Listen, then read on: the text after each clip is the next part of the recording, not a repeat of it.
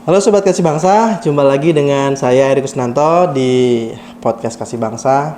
Seperti biasa, saya selalu mengundang teman-teman ya atau keluarga dari alumni Sekolah Tinggi Ilmu Ekonomi Kasih Bangsa yang tentunya sudah berjaya di luar sana ya.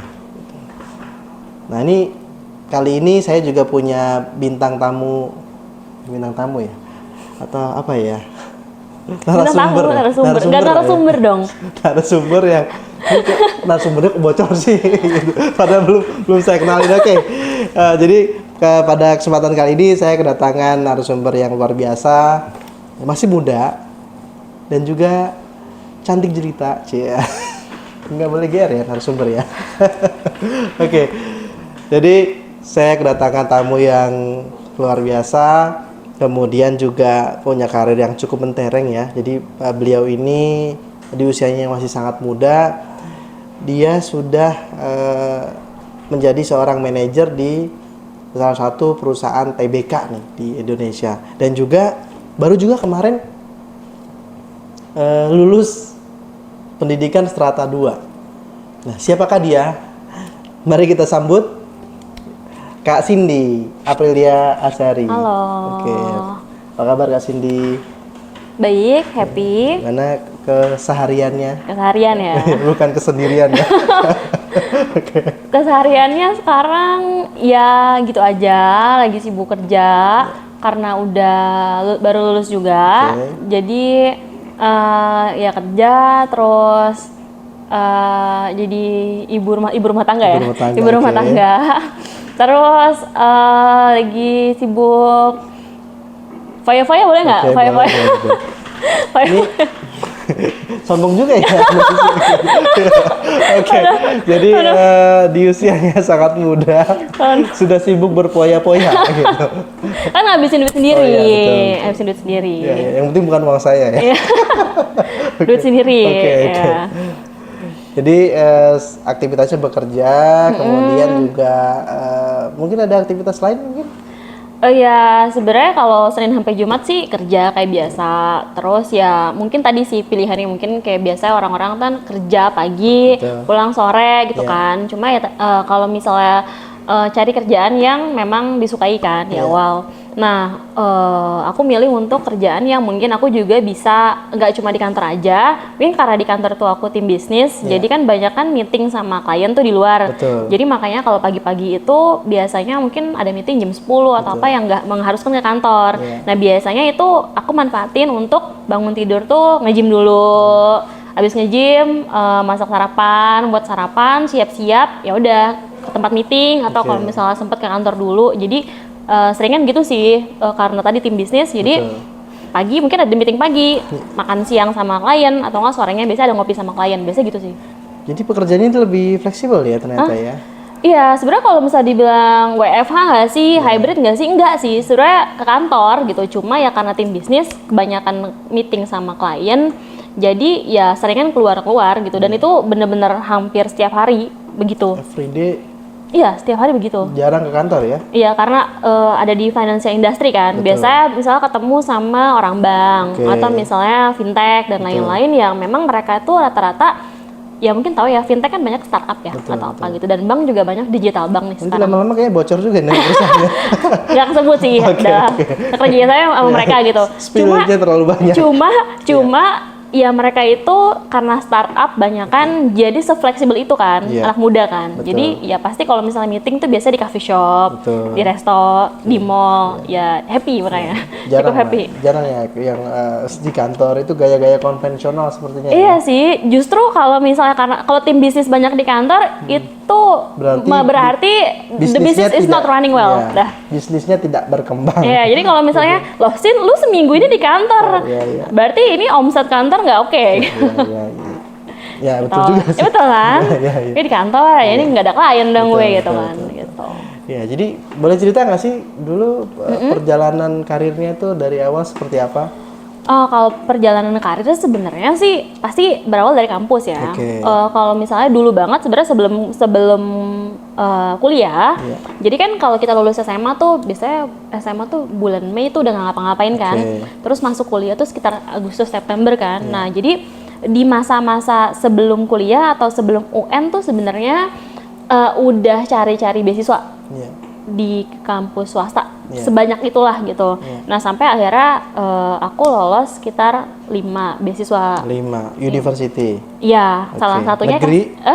salah satunya Kasih Bangsa. Nah, Oke. itu justru karena pada saat itu adalah sedikit permasalahan keluarga yang akhirnya seharusnya aku ikut tes SBMPTN ya. Pada saat itu namanya SBMPTN. Kalau sekarang Nggak tahu ya namanya apa ya. Pokoknya SBMPTN lah Oke, pada saat itu, SM. tapi akhirnya harus di skip.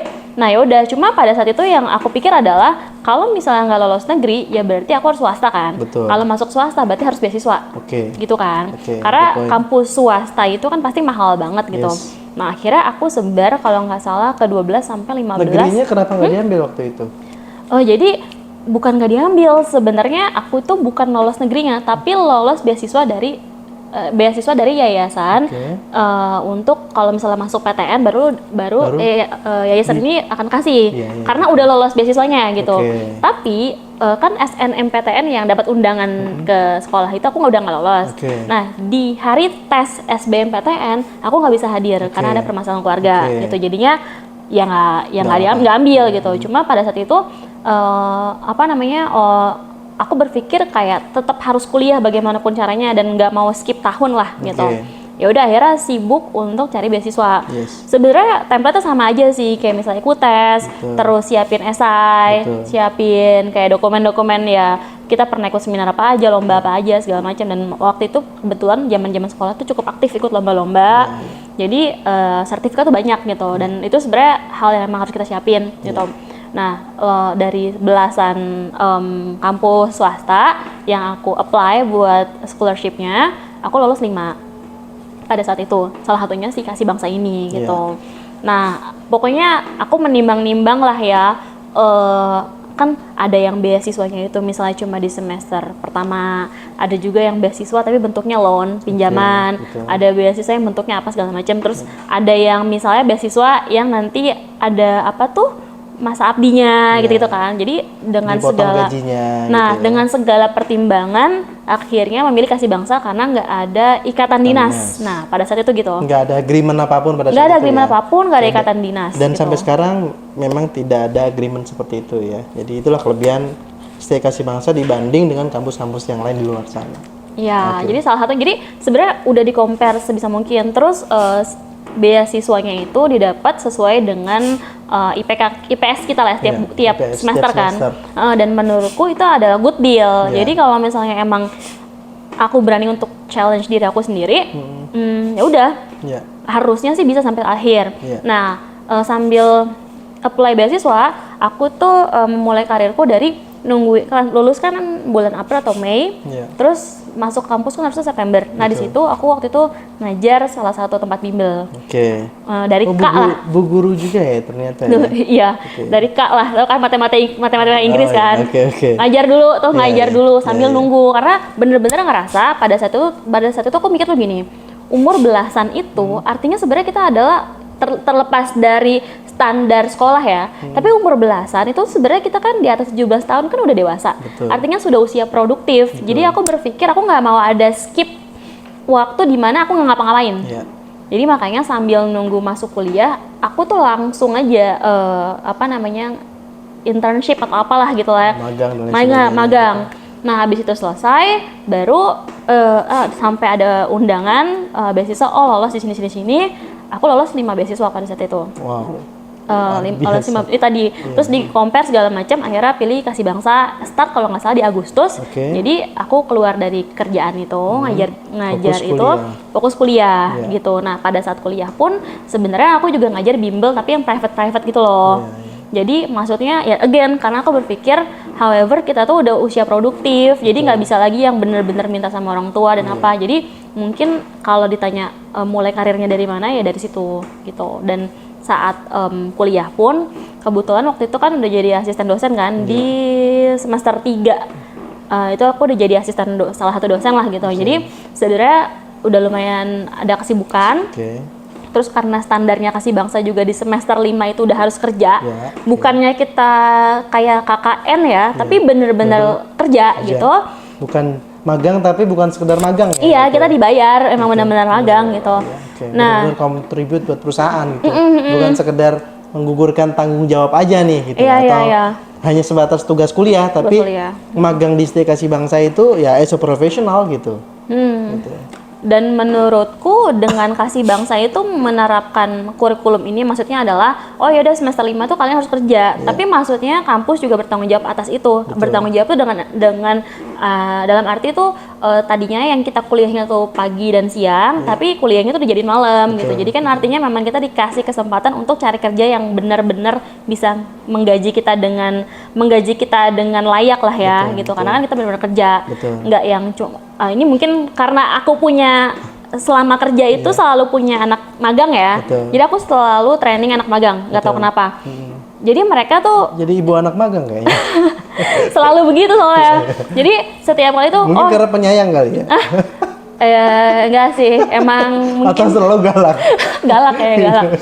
Jadi kayak punya anak magang, jadi tuh selalu yang kayak tapi Kak saya bisa kerjanya cuma 3 hari per minggu misalnya, atau misalnya bisa Senin sampai Jumat, tapi misalnya di 2 hari ini saya cuma setengah hari gitu lah. Iya, dan nggak semua perusahaan mau deal sama itu kan, nggak semua perusahaan mau deal sama itu. Jadi mungkin kenapa salah satunya ya kenapa mahasiswa Kasih Bangsa itu tuh di semester 5 tuh bisa aja dapat kerja dengan mudah ya, karena kita bisa bener-bener 100% kasih waktu kita tuh buat kantor walaupun kita masih semester 5 pada saat itu. Jadi memang sudah full time ya, artinya sudah full time.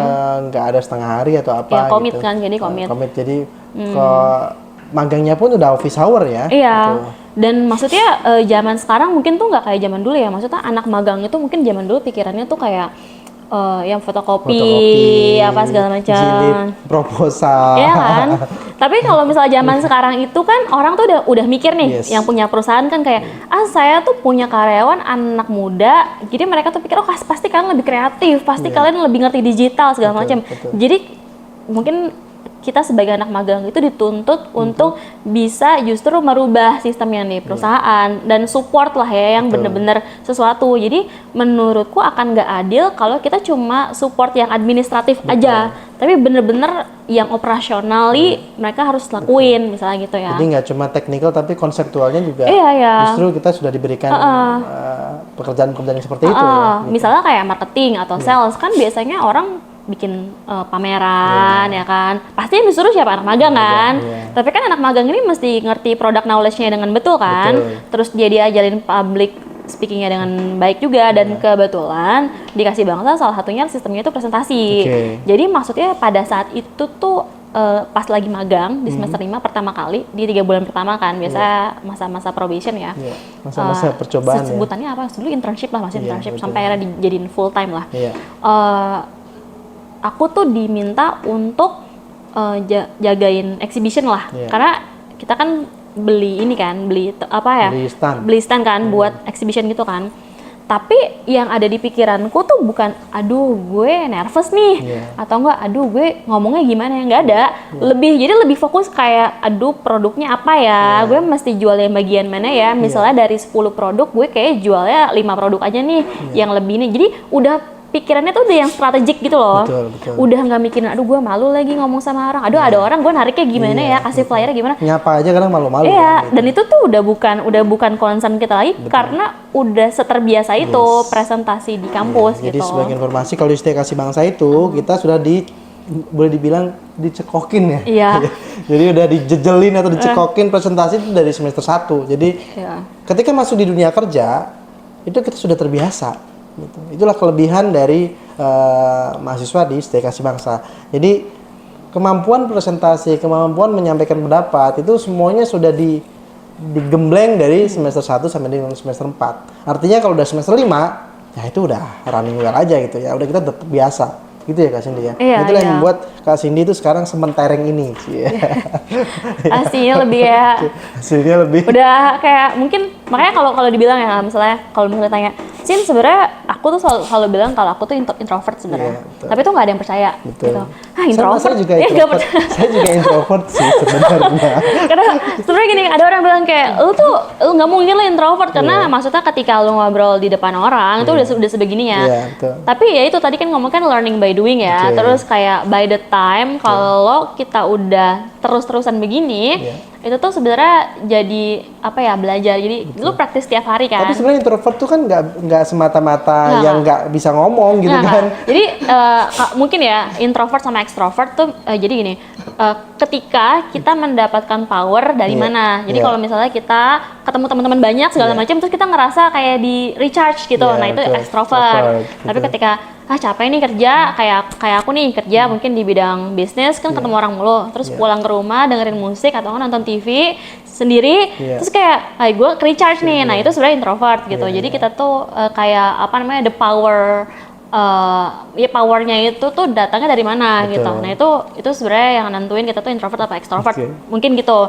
Cuma ya again kayaknya semua anak kasih bangsa kalau misalnya dinilai dari sisi dia bisa ngomong depan umum apa enggak, ya kita bisa sebut extrovert semua. Betul, berarti ya betul. kalau terbiasa. Betul. Sebenarnya gitu. Terus padahal pada saat itu di kantor pertamaku itu adalah kantor yang harus gunain bahasa Inggris. Iya. Dan aku harus jujur pada saat itu Inggrisku biasa aja. Iya. Cuma again karena ya udah tipe yang orang yaudah ngomong aja dulu lah gitu. Nah, itu Jadi yang kayak penting nyemplung aja lah, iya urusan udah berenang itu urusan nanti gitu iya kan. gitu. Ya udah jadi ya udah sepede itu aja gitu dan nggak ngerasa kayak aduh nanti gimana ya ngomong sama orang gitu. Iya. Kayak soalnya maksudnya sebenarnya kalau kita ngomongin bisa bahasa asing apa enggak, sebenarnya kan masih bisa belajar kan. Betul. Masih bisa belajar. Dan kebetulan pada saat itu dari kampus juga ada apa namanya bahasa Inggris juga kan. Iya, betul. Dan waktu itu bahasa Inggris lumayan lama. Sampai 6 semester waktu itu. 6 semester. Betul. Oh, 6 semester dari yang basic banget sampai Nah, yang bisnis. betul. Sampai yang level bisnis. Yes. Jadi ya bener-bener apa ya, bener-bener belajar banget lah. Terus at the end of the process kita harus ambil TOEFL kan. Iya. Yang pada saat itu aku info aja ya, kalau aku di S2 sekarang ya udah syarat untuk wisuda itu kita ambil TOEFL berapapun skornya. Iya. Gitu. Betul. Tapi maksud pasti jangan kecil banget lah. Tapi pas dikasih bangsa itu sebelum sidang, bukan wisuda ya, sebelum sidang kita harus udah lulus TOEFL dengan ada standar sendiri. Yes. Jadi kita bisa jadi yang misalnya skripsinya udah siap itu, mau sidang udah siap itu, tapi kalau TOEFL-nya Oke. TOEFL-nya itu nggak oke dan lu nggak lulus, lu bisa berkali-kali dan itu tes tuh kayak TOEFL. capek banget gitu, capek banget. Tapi again sebenarnya jadi tahu Iya, fungsinya gitu. betul. Kalau misalnya karena kita S1 gitu ya. Kalau kita S1 kan masih cari jati diri kan. Betul. Kita belum tahu sebenarnya kita tuh bagusnya di mana gitu, Iya. dan kita kerjanya akan di perusahaan kayak gimana sih. Jadi sebenarnya bahasa Inggris tuh kayak yang hal basic yang lu tuh sebenarnya setidaknya lu bisa lah dikit-dikit Betul. gitu. Jadi sebenarnya dikasih apa ya, dikasih bekal yang cukup lah gitu biar pas masuk dunia kerja tuh udah sesiap itu sebenarnya gitu. Jadi banyak hal ya yang dapetin dari istri kasih bangsa Banyak, sebelum banyak. ikut karir nih. Banyak. Gitu. Sebenarnya yang paling utama ada gini sih Kak, karena aku dan teman-teman ya, mungkin semua adik-adik kelas sekarang mulai kerja kan dari semester 5 tuh. Seperti saya. Ya, mulai kerja kan dari semester 5 tuh Betul, ya, betul. officially semester 5. Misal kita lulus di semester 8. Betul. Nah, berarti kan pada saat 5, 6, 7, 8. Betul. Berarti lulus, Sekarang kita 7, udah jadi sekarang 7 udah. Oh, 7 udah ya. Kalau misal aku juga 7 sih. BTW. Nah. Fine. Tapi maksudnya kan selesai kan di semester Betul, 8 betul, kan. betul. Tapi artinya pada saat kita lulus kita tuh sudah menjadi sudah berpengalaman 2 tahun. Oke. Jadi aku akan sebut adalah kasih bangsa mencetak profesional. Betul. Karena orang yang sudah bekerja lebih dari, maksudnya bekerja 2 tahun Iya. sebelumnya. Jadi ketika wisuda udah nyarinya udah supervisor. Udah supervisor misalnya, Bukan iya. nyari staff lagi Iya, gitu. that's true. Atau Vakansinya misalnya kan. kalaupun staff ya pasti nggak mau di perusahaan aduh. yang biasa-biasa, Ya, pasti gitu kan. udah mencoba di perusahaan yang bagus kan. Middle up lah paling enggak. Jadi kalau misalnya habis lulus terus masih pengen yang fotokopi kayaknya nggak ada ya, kayaknya nggak deh. Kayaknya bukan kasih bangsa banget tuh kayaknya. Ya, jadi itu sih poin yang paling ini ya, poin yang paling plus lah. Terus waktu itu tuh cukup happy juga karena ini mungkin yang aku sadarin ketika udah S2 ya. Iya. Jadi dosen-dosen kasih bangsa itu tuh semuanya tuh adalah profesional. Yes. Artinya bukan yang bener-bener Teoretik. beliau-beliau itu bekerja sebagai dosen. Iya. Tapi ya Tanpa contoh, mengecilkan dosennya tanpa sendiri, ya. mengecilkan dosen yang lain ya, Iya. gitu. Maksudnya kayak contoh ya, aku belajar pajak, Oke. tapi Sama sama dosen praktisi yang pajak. memang bekerja di bidang pajak. Jadi pertama aku cukup kaget pertama kali kan udah semester 1 kan udah dapat pengantar pajak Oke, ya. iya. Terus di semester selanjutnya datang langsung dulu kan masih lembar SPT ya Betul. dulu ya. Kasih lembar SPT, saya lembar kasih, terus langsung dikasih soalnya tuh didikte. Jadi nggak boleh, soalnya cuma diceritain, jadi cuma boleh didengerin. Soalnya ada seorang bapak yang bekerja dengan gaji segini-gini, punya satu istri yang tidak bekerja, anak segini-gini, terus dia punya misalnya dia kerja udah sekian tahun segini-gini, berapa pajak yang harus dia bayar gini-gini. Dan kita harus hitung sambil langsung tulis di SPT. Iya. Jadi tuh maksudnya menurutku ya, kalau misalnya kalian itu lulus dari kasih bangsa, nggak mungkin deh lu nggak bisa isi SPT. Iya, betul. Jadi kayak langsung sepraktek itu, Iya. gitu. Terus ini juga sebenarnya yang paling sering kita lakuin ya, Kak. Maksudnya kayak misalnya mata kuliah manajemen resiko gitu. Iya. Kita udah langsung kayak ini aja, ini kita kantor nih butuh mesin fotokopi. Iya. Sewa atau beli gitu. Yes. Jadi kita disuruh mikir kita ambil keputusan apa. Dan ingat nggak? Ini mata kuliah ini kakak yang ngajar. Jadi di kalau ingat ya, Aku? iya ingat ya. Kalau ingat ya, Iya. Ini muridku pas- aja masih ingat.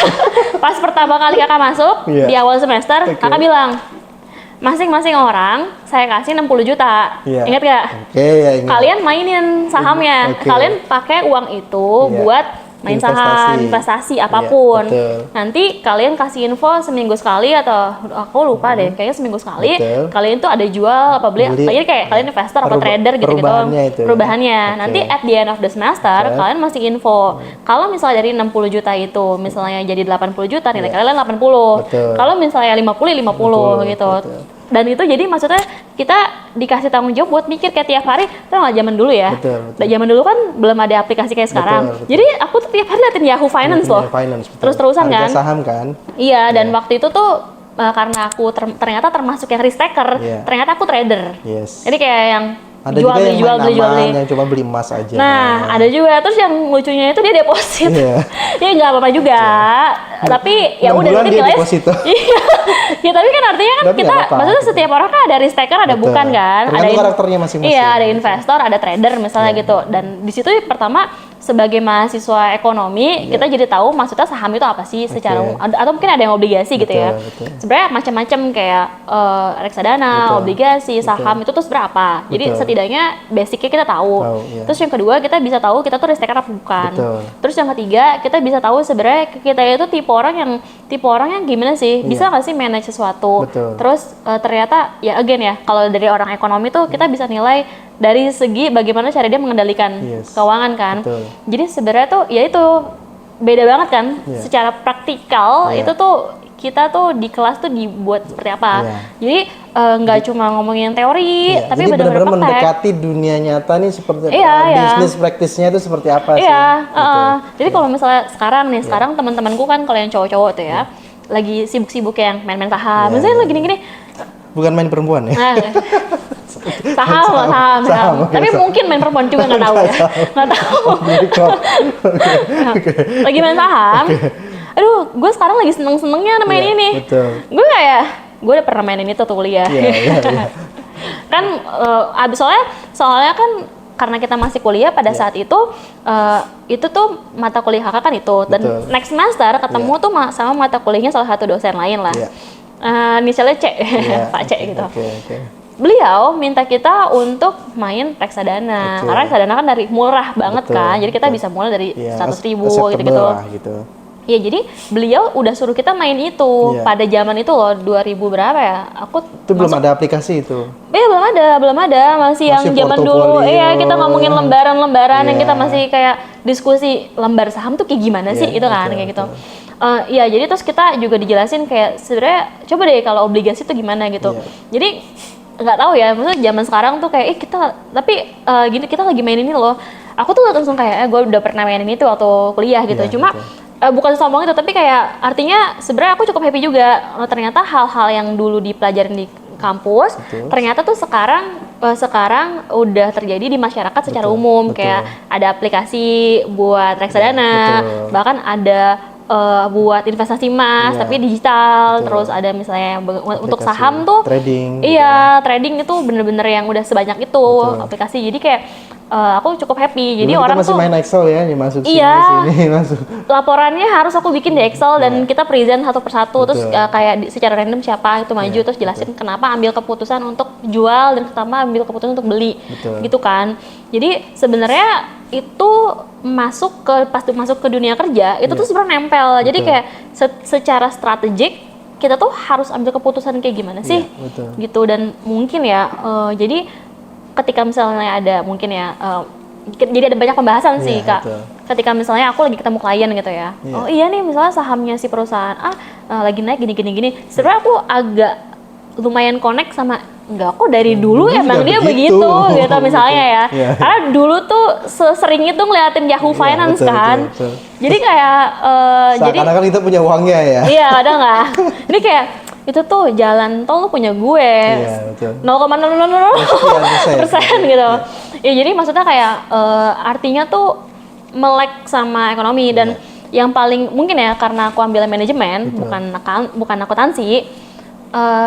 Aku sebagai orang nih mungkin banyak banget ya Kak lulusan ekonomi nih, ya kan pasti banyak, apalagi manajemen misalnya banyak gitu. Akuntansi manajemen tuh banyak banget. Cuma aku akan pastikan bahwa setidaknya angkatanku ya, karena merasakan dosennya siapa aja gitu. Laporan laba rugi nggak mungkin nggak tahu. Urutannya gitu, atau mungkin misalnya hal kecil deh kayak, kita bikin kafe yuk, misal modal gue segini, modal lu sekian persen.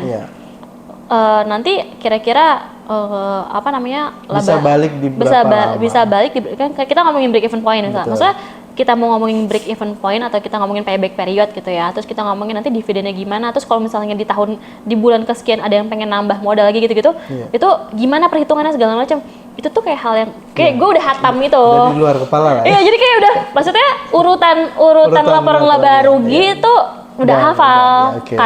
Karena pas sidang mungkin ini mungkin salah satu kelebihan dari Kasih Bangsa ya.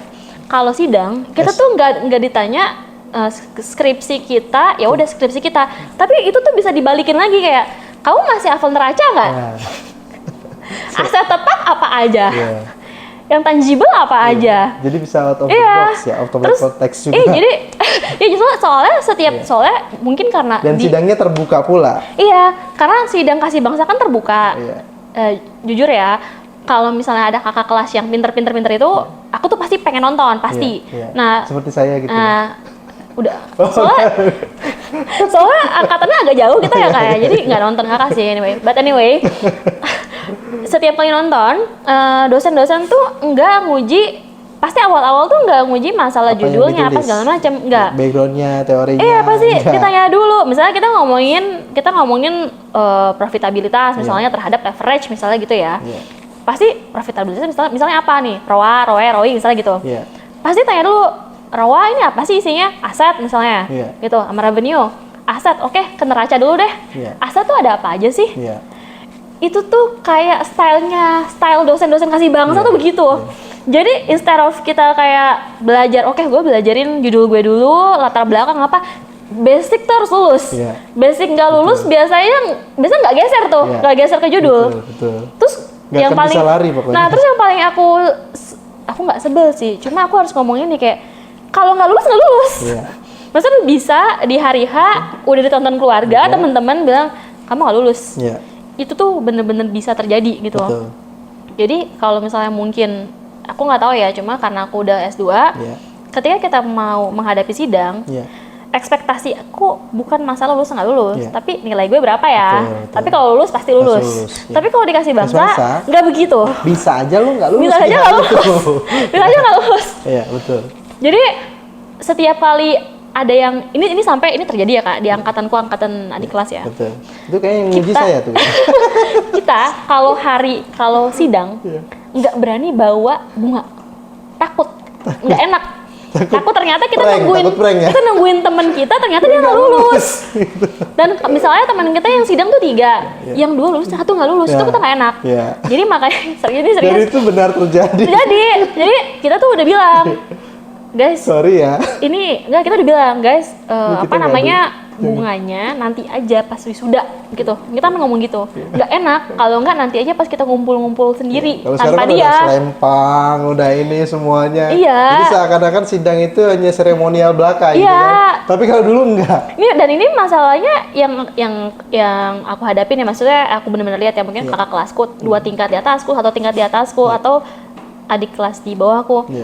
Atau angkatanku sendiri, ada mungkin lebih dari 5 orang yang aku bener-bener nonton dan itu nggak lulus.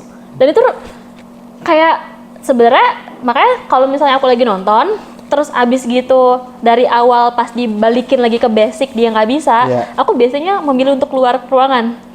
Karena gue gak siap untuk menerima kabar kalau dia nggak lulus. Karena aku udah kayak pasti nggak lulus nih. Terus aku lihat biasanya dosen pengujinya, ya elah, ya udah deh gue nggak. Nah terus yang paling happy-nya lagi pada saat kuliah di kampus mungkin ya. Jadi dulu kan mungkin boleh sebutin kan Pak Eka ya. Nah Pak Eka tuh pasti ada membimbing mahasiswa, tapi mungkin segelintir mahasiswa aja, misalnya sekitar 5 mahasiswa atau berapa.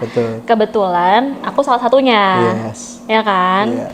Nah waktu itu Pak Eka tuh bilang kalau pengen ketemu saya setidaknya bab 1 sampai 3 selesai, gitu. Nah aku selesai Kak, udah selesai kasih ke beliau lah gitu. Nah tapi aku udah tahu Pak Eka tuh sesibuk itu, susah banget ya ketemu ketemu beliau nih. Seperti saya kesibukannya. Susah nih. Nah dosen penguji kayak gini menurutku ya pada saat itu harus punya treatment khusus. Iya, jadi akhirnya aku mengerjakan sendiri sampai waktu itu kan kita sampai bab 6 ya. Betul. Karena analisis sama rumus bedain lah. Hasil statistik sama analisis dibedain. Sampai bab 6 aku kerjain sampai bab 6. Karena berminggu-minggu nggak bisa ketemu sama Pak Eka. Karena kesibukan beliau yang sangat luar biasa. Akhirnya beliau tiba-tiba malam-malam manggil ke kampus. Ya udah dong ke kampus. Ngomong kalian tuh harus gini. Terus aku kan udah gregetan nih. Delay terus nih. Akhirnya aku menantang beliau lah. Pak, sebenarnya butuh berapa pertemuan lagi sih biar saya bisa dapat tanda tangan approve gitu. Terus dia bilang kayak, ya kalau kamu sekarang udah selesai juga saya tanda tangan. Beliau bilang gitu. Kebetulan udah saya print. Pak, saya udah selesai sampai bab 6. Beliau tertantang. Terus akhirnya beliau maksudnya kalau memang beliau itu sesibuk itu, ya saya kerjain sendiri dong, kan? Saya ngasih lah beliau, nih Pak, saya udah selesai 6 bab gitu. Terus beliau bilang, mana bener kamu beliau cek kan, terus kayak ini kan, terus dia langsung bilang gini, yaudah gini. Terus mukanya pasti begini. Terus dia tenangin dulu, oke? Beliau tenangin dulu. Coba saya pengen dengar dulu, kamu jelasin bab 3 metodologi penelitian. Itu pasti tuh. Karena beliau nggak mungkin paper tuh nggak akan percaya. Kalau kamu nyambung, kita akan. Ini kan jadi ngomongin. Loh ini kan yang bikin happy. Ini maksudnya tidak bisa dilupakan dari kampus ini kan. Ini soalnya langsung nempel gitu. Kalau kamu nyambung, ini saya decide lah habis ini ngapain gitu. Aku jelasin kan, aku jelasin maksudnya secara misalnya ambil samplingnya gimana, terus ada misalnya uji normalitas, heteroskedastisitas, multicollinearitas itu apa, terus abis itu apa namanya, ya semuanya lah, determinasi segala macam. Ya udah benar, dan latar belakangku benar-benar ya match dengan hasilnya. Dengan hasilnya. Beliau langsung kayak udah lah Pak, maksudku kasih keputusan aja. Terus beliau langsung bilang kayak udah minggu depan kamu sidang. Bukan, minggu depan ada prasidang tapi dari saya. Jadi kalian benar-benar presentasi sesuai dengan kayak sidang lah, tapi pengujinya simulasi sebelum kalian ketemu dosen penguji nanti. Terus aku bilang saya doang apa yang lain, karena kita berlima lah kalau nggak salah. Terus beliau bilang ini terbuka buat siapapun yang udah selesai 6 bab dan berani. Nah itu sebenarnya teman-teman saya mulai ngoceh gara-gara lu nih gitu kan. Cuma maksudku adalah ini kesempatan. Karena kapan lagi kita ketemu present tanda tangan gitu, karena susah banget ketemu beliau. Akhirnya dari 9 orang yang lolos 7. Oke, berarti ada 2. Ya, ada 2 yang masih ya udah kerjain lagi lah Oke. gitu. 7 yang ditanda-tangan akhirnya. Iya, Jadi menurutku waktu itu aku cukup happy karena maksudnya banyak lah yang Oke. lolos. Tapi ada hal yang bikin aku jadi tenang. Iya. Udah disidang sama Pak Eka. Mm-mm. Tahu kan pertanyaan beliau tuh Yes, sarkasnya tajam, kayak gimana, tajamnya gimana. menukik. Udah pas sidang lihat dosen penguji. Ternyata lebih. Ya, aku langsung bilang, gue pasti lulus. Iya. Orang kemarin gue udah sidang duluan sama Pak Eka dan QC-nya tuh lebih ketat dibandingkan dengan realisasi. ya gitu. QC-nya lebih ketat, itu aja lolos, masa ini nggak lolos. Jadi Iya. pada saat itu Itulah sidang, kepercayaan dirinya meningkat. iya, jadi Oke. sidang pada saat itu Harusnya yang uji saya itu. sepeda sepeda itu pengujinya salah satunya Bu Nini. Iya, oke. Dan waktu itu sepeda itu gitu. Iya, iya. Karena Bu Nini bisa lebih tajam misalnya ke latar belakang, Betul, kenapa betul, nyambung nggak ya gitu, betul, sama rasio-rasio keuangan lah gitu, dan dianggap logik, Iya. ya selama bisa jawab lah gitu, dan Oke. bawaannya oke-oke aja. Jadi ya udah lolos gitu aja. Jadi artinya sebenarnya pas di zaman-zaman kuliah itu kenapa Iya. sih maksudnya bisa sepede itu masuk ke dunia kerja? Oke, karena Ya, karena begini. perjalanannya sudah terbiasa digembleng dan lain sebagainya. Iya, ya. karena tadi diajar sama dosen yang memang punya capability yang capability ya tinggi. sesuai dengan bidangnya masing-masing. Terus juga mungkin salah satunya yang tadi aku bilang, Iya. karena dosen kasih bangsa itu mungkin memang ada capability di bidangnya masing-masing. Iya. Jadi setiap kali ngajar membawa isu terbaru. Betul. Kayak pajak nih sekarang misalnya PTKP-nya berubah, Iya. itu benar-benar update misalnya Betul. contoh. Terus peraturan pajak ada perubahan, itu benar-benar langsung update. Betul. Karena kan beliau-beliau ini memang memberlakukan di tempat kerjanya mereka kan Iya. gitu. Terus kayak kalau misalnya di kantor tuh sekarang untuk resiko ini Iya. sekarang tuh mereka tuh ambil sekian persen gitu. Atau misalnya tahu nggak sih kantor-kantor sekarang tuh banyak kan sewa, sampai tanaman aja mereka tuh sewa. Apalagi buat gedung-gedung besar gitu-gitu. Betul. Maksudnya kan info-info kayak gitu kan nggak akan mungkin bisa nyampe ke kita mahasiswa kalau Betul. misalnya memang si dosen ini tidak menjalankan itu kan. Betul. Maksudnya hal sekecil itu aku dapetin dan ilmu itu tuh nempel sampai sekarang, dan makanya kalau di kantor atau misalnya ketemu klien, aku tuh nggak mungkin kehabisan topik pembicaraan. Iya. Karena dapat banyak insight memang dari orang-orang yang sudah expert di bidang itu. Iya, gitu. nah, Semuanya praktisi. iya, salah satu ya dari dosen-dosen tadi gitu. Makanya kenapa sih bisa mungkin ya? Kenapa sih bisa cara ngomongnya kayak gini, seluas ini? Kenapa sih bisa sepede itu? Betul. Karena apalagi misal aku ketemu orang bank itu kan biasanya udah senior kan. Betul. Tapi bisa seluas ini aja gitu. Pola Kenapa pikir sih? lah ya. Iya, pola pikir, karena ya sebenarnya waktu zaman kuliah juga kita polos-polos aja lah pasti. Tapi ternyata dapat Di dunia iya, dapat bekal dari kampus, udah gitu langsung masuk dunia kerja pula di usia yang Iya, segitu. betul. Iya, again kan tadi usia kerja mungkin di usia 20-an awal, dan umur 20 tahun sampai 40 tahun tuh udah jadi tanggung jawab kita. Betul. Buat kita tuh mau melangkah kayak gimana. Gitu sih, Kak. ngambil Maksudnya, keputusannya seperti apa gitu. iya. Ini jadi diskusi kita jadi makin panas gitu. iya, tapi itu seru. Artinya maksudnya kayak Experience tuh sangat Iya. bagus saya. Gitu. apa yang didapetin, mungkin salah satunya hal yang kenapa aku bersyukur banget bisa di kampus ini, karena ya mendapatkan ilmu dari memang praktisi yang memang sangat-sangat profesional di bidangnya gitu. Dan up to date. Iya, jadi selalu ya again kalau kita ngomongin ekonomi kan adalah bidang yang dinamis. Betul. Terus berubah tiap tahun, Iya, bisa iya. setiap Setiap bulan, waktu lah, setiap setiap waktu waktu lah. berubah. Ya dolar aja berubah kan, Ya, bener-bener oke. cepat gitu. Betul. Dan itu kita bisa kayak di kelas dosen tanya, hari ini dolar berapa ya, Oke. gitu Iya, ya. iya, Itu hal yang umum banget kan. Betul. Hari ini dolar berapa ya, gitu. Terus kalian ini nggak sih, kayak mungkin aku nggak tahu ya, zaman dulu kan mungkin kayak investasi nggak segampang sekarang gitu. Betul. Kalian tahu nggak sih, ada orang yang memang fokus misalnya mainin dolar misalnya, Iya, betul. lagi dolarnya lagi tinggi, terus dia Betul. jual lagi murah, terus dia beli gitu. Betul. Ada loh yang mainin itu, dan kita sebagai mahasiswa yang anak SMA dulunya terus kuliah, Iya. kan emang ada orang mainin dolar, ngerti gak sih? Iya, betul. Pada saat itu kan kayak emang ada orang mainin dolar Iya. gitu.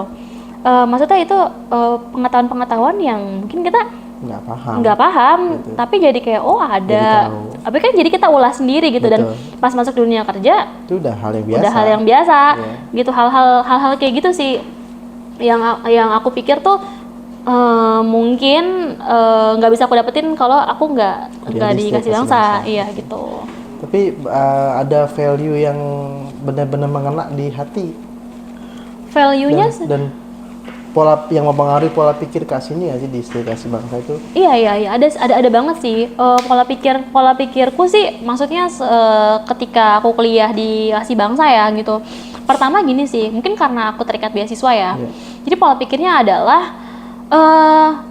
adalah kalau misalnya kan kita kadang ngomong nih Kak, kalau misalnya kita sekolah terus kita dapat nilai jelek, Iya. ya udah tinggal remedial aja kan. Betul. Tapi kalau kita kerja, jangan sampai kerjanya tuh jelek, Iya. karena nanti bisa potong gaji, bisa dipecat atau apa gitu kan. Oke. Tapi ketika aku kuliah di Kasih Bangsa kan aku kan mengandalkan beasiswa nih. Betul. Jadi Ya mau aku nggak mau. harus belajar sebaik mungkin biar semester ini aku nggak perlu bayar gitu, dan tetap beasiswaku tuh nggak dicabut lah intinya Betul, gitu. betul. Jadi sebenarnya resiko yang dari maksudnya pas aku di perkuliahan aja, aku mesti menanggung resiko Iya. gitu kan.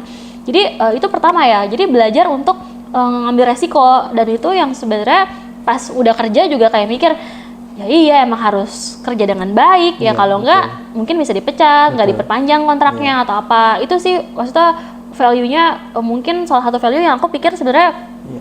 pertama kali dari tadi aku bilang aku lulus 5 beasiswa lainnya, aku akhirnya pilih Kasih Bangsa ya, karena aku ngerasa ini tuh kayak cukup, aku akan sebut ini good deal gitu ya. Karena ya apa yang kita lakukan, aku lebih suka ditantang sama aku lakuin sesuatu terus bagus terus dapat beasiswa, lakuin sesuatu lagi bagus dapat. Betul. Karena aku selalu ngerasa kayak aku bukan orang yang hoki. Bener-bener kayak nggak bisa tuh tiba-tiba aku dapat kayak Karena- lotre terus iya. udah aku gitu, nggak. Tapi Aku semuanya itu dibangun nih. aku merasa kalau aku dapat sesuatu itu pasti dari kerja keras Yes. gitu. Jadi cukup itu jadi good deal kalau misalnya belajar yang benar, terus IPS-nya bagus, Iya. belajar yang benar lagi semester kedua IPS bagus, beasiswa kayak gitu-gitu terus kan. Jadi menurutku oh ya udah itu kan nantangin diri sendiri kan, bukan kayak misalnya dapat beasiswa berdasarkan misalnya berdasarkan nanti di angkatan ini ada berapa orang yang Iya. dilolosin atau Betul, apa kayak gitu-gitu betul. kan. Maksudnya itu membingungkan, yang aku nggak tahu kriterianya apa. Iya. Yang bikin aku tuh maksudnya aku nggak bisa usahain untuk itu. Tapi Iya. kalau ini kan dengan secara transparan, terus nggak dibilang pokoknya semester ini kuota cuma 100 orang ya. Iya. Pokoknya semester ini kuota cuma 10 orang ya yang dapat beasiswa. Ya enggak, kalau satu kampus semuanya IPK-nya bagus juga dikasih 100% gitu. Jadi itu menurutku yang good deal banget gitu. oke. Orang nggak ada kriteria. Iya. Oh Cindy sorry, IPK kamu sih bagus sih di atas kriteria, tapi kamu orang ke-11, saya cuma minta 10 orang. Iya. Kan nggak gitu kan? Jadi memang tidak ada pembatasan kuota juga. Iya, yang nggak ada pembatasan kuota. Oke, ini luar biasa nih perbincangan kita Iya. pada sore hari ini. Semuanya daging semua kayak. Semoga ya. Oke, mungkin boleh pesan motivasi nggak buat adik-adik nih Kak Cindy? Kira-kira apa? Pesan motivasi apa ya? Motivasinya adalah mungkin karena kalian udah lihat aku yang sekarang ya gitu. Tapi apapun, Nggak lihat dulu culunnya seperti apa ya? Mungkin nanti fotonya bisa culun ditunjukin. nggak ada masalah. Itu proses ya. Ada proses gitu. Tapi apapun yang kalian lihat di diri aku sekarang itu adalah hasil dari kerja keras di masa lalu gitu. Dan apapun yang kalian alamin di masa sekarang, which is masa lalunya aku, itu adalah dari satu hal atau kerja keras yang emang lu harus telen. Iya. Nggak ditelan, emang harus bangun pagi kerja terus malamnya kuliah gitu misalnya gitu. Iya.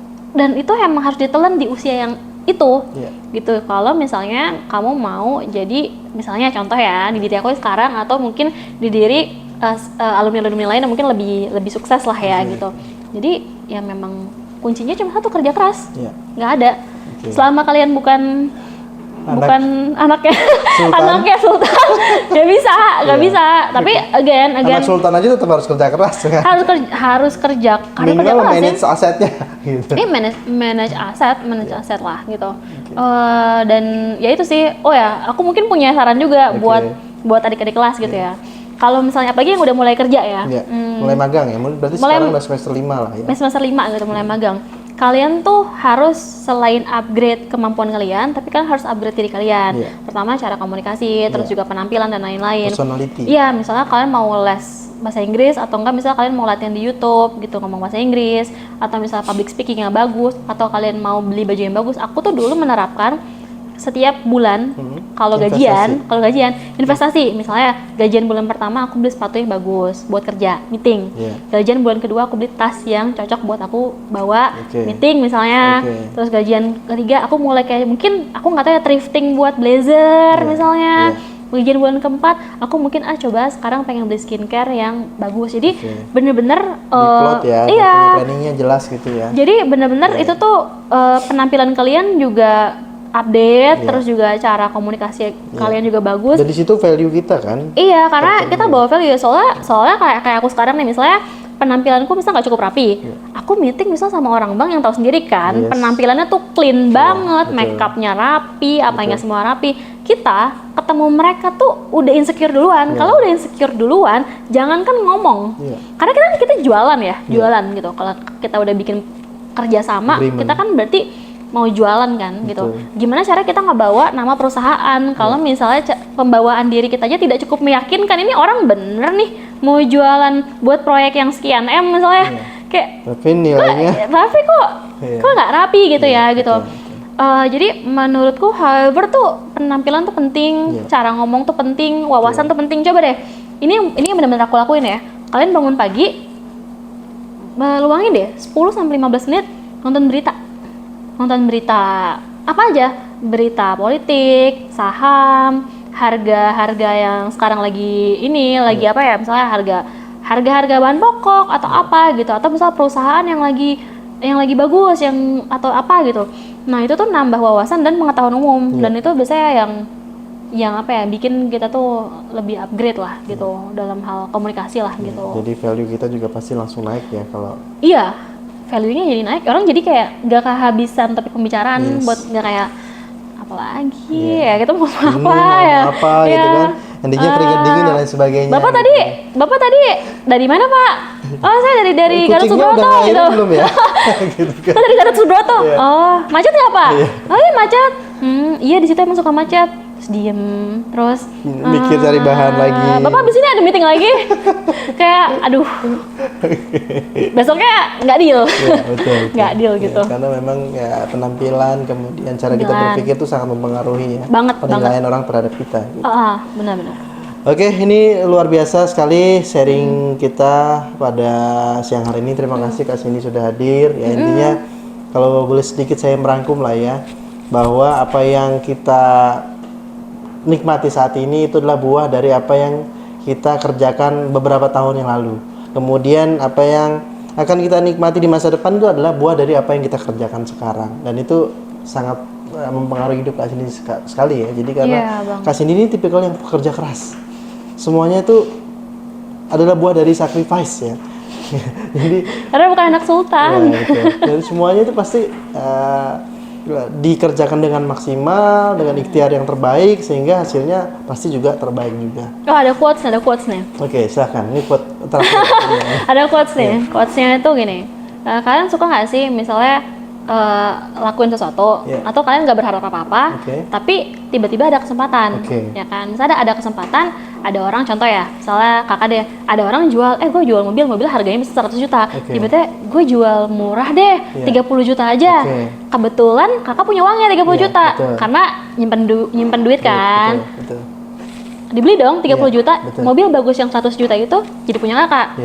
Artinya adalah kalau dari sekarang tadi aku bilang kita udah kerja keras, belajar, baca buku, baca berita tiap hari apa segala macam, itu kan persiapan kita tuh. Nah jadi menurutku sukses itu adalah ketika kita bisa mempertemukan antara persiapan dengan kesempatan yang ada. Good point. Jadi sukses adalah bagaimana kita mempertemukan kesempatan datang, persiapannya nggak ada, kan nggak bisa. Quote of the day. Sekali lagi terima kasih Kak Cindy sudah hadir, sukses untuk karirnya dan juga semoga bisa memberikan pesan dan juga nilai untuk teman-teman para pemirsa, khususnya adalah Civitas Akademika Stay Kasih Bangsa, dan tetap semangat untuk rekan-rekan mahasiswa dan juga seluruh keluarga besar Stay Kasih Bangsa. Oke, mari kita tutup dengan salam kasih bangsa. Jaya. Oke, terima kasih semuanya.